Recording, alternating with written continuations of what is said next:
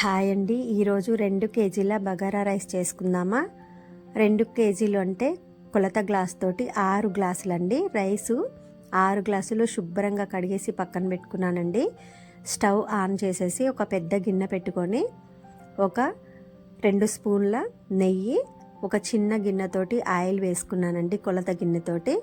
ఇప్పుడు అల్లం వెల్లుల్లి పేస్ట్ 1 స్పూన్ యాడ్ చేసుకొని బగారా దినుసులన్నీ కూడా నూనెలో వేసుకున్నానండి.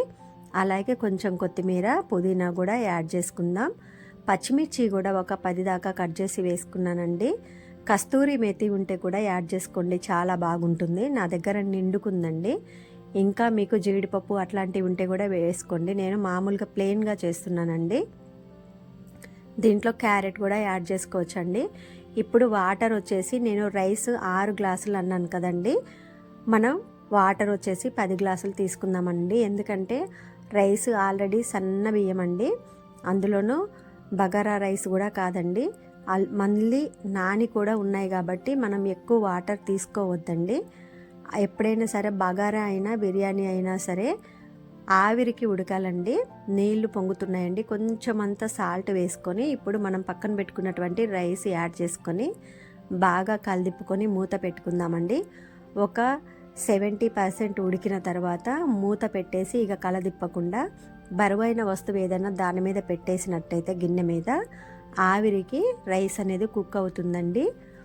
మనం 12 గ్లాసులు వాటర్ పోసుకున్నామనుకోండి, ముద్ద ముద్ద అవుతుందండి. ఎప్పుడైనా బగారా అయినా బిర్యానీ అయినా పదును మీద ఉండాలండి, పలుకులు పలుకులుగా ఉంటేనే బాగుంటుంది.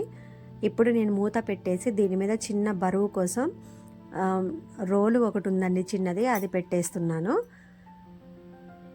ఒక 5 మినిట్స్ కుక్ చేసుకుంటే బగారా రైస్ రెడీ అండి. మీకు ఇంట్రెస్ట్ ఉంటే కొత్తిమీర అలాగే ఆనియన్స్ కూడా వేయించినవి ఉంటే యాడ్ చేసుకోండి. నాకైతే ఇట్లా ప్లెయిన్గానే ఇష్టం అండి. మీరు కూడా ఒకసారి ఇలాగే చేయండి.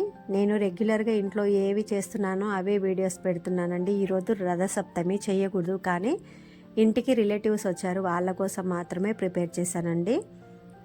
ఇక పికిల్స్ కూడా ఈ మధ్యలో పెట్టినవన్నీ పోస్ట్ చేశానండి. కాకపోతే ఎందుకనో సడన్గా వ్యూస్ బాగా తగ్గుతున్నాయి.